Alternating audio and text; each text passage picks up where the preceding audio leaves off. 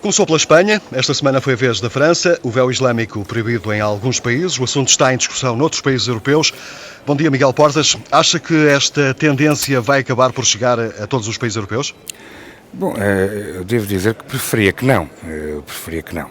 O que foi aprovado agora em França é uma multa de 150 euros por se uma mulher andar com um véu integral na rua ou entrar num café. E o argumento é o de que isto é uma medida para libertar as mulheres da opressão religiosa. E o problema é que isto é, infelizmente, um pouco mais complicado do que parece. Eu, a primeira vez que me deparei com a situação do chamado véu integral, portanto um véu que tapa completamente o rosto, não um simples lenço, foi no Iémen. O Iémen é um país incrível, extraordinário, mas na rua só havia homens, crianças e sombras. E eu confesso que não gostei. Mas também devo dizer duas coisas. Devo dizer que a grande maioria das mulheres muçulmanas, nos países de maioria muçulmana, não usam hoje, nem usarão amanhã, o chamado véu integral. Usarão lenços, e aliás usam tanto o lenço que até já o transformaram num objeto de moda. E a segunda coisa é que não há a menor hipótese, mas a menor hipótese, de algum país da Europa se transformar num Iémen. Em França haverá o quê? Haverá 70, 90, talvez 120 mulheres em toda a França que saem à rua com o véu integral, não mais. E portanto a pergunta é, vale a pena legislar por tão pouco? Ou vale a pena fazer, por exemplo, referendos, como na Suíça, para que não haja mais minaretes, quando a Suíça tem 4 minaretes, além seguramente de alguns milhares de campanários em igrejas? Eu creio que o bom senso recomenda que não se façam coisas destas. Acha que estamos perante uma situação de claro excesso de zelo?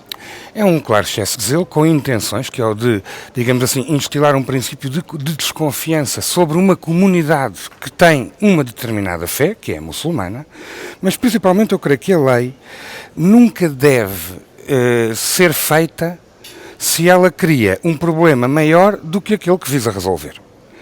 E este tipo de leis com recorte antirreligioso acabam por trabalhar fundamentalmente sobre a ignorância, da ignorância das pessoas a propósito de uma religião que lhes é prima, mas na prática lhes é muito estranha, e que é o Islão. Eu estou à vontade, porque como os ouvintes saberão, não sou uma pessoa, não sou um homem da religião, mas sei alguma coisa de história. E sei, por exemplo, que a primeira vez que se falou no Iémen de lenços ou de véus integrais era por razões de coqueterie, para que as senhoras de sociedade pudessem ir a festas, mascaradas como no Carnaval. Sei até outra coisa, sei que a primeira vez que em todo o Mediterrâneo se fala da cobertura das mulheres é um rei assírio há 4.000 anos, e portanto muito antes das religiões judaica, cristã e muçulmana. E então dizia, não resisto a ler uma pequena passagem dessa lei de há 4.000 anos. Dizia ela que as mulheres casadas que saem à rua devem trazer a cabeça coberta. Exatamente ao contrário do que agora se diz em França. Mas porquê? A concubina que acompanha a sua dona deve ter a cabeça coberta. A prostituta sagrada, casada, também deve andar coberta na rua. Mas aquela que não foi tomada por um homem, essa irá de cabeça descoberta.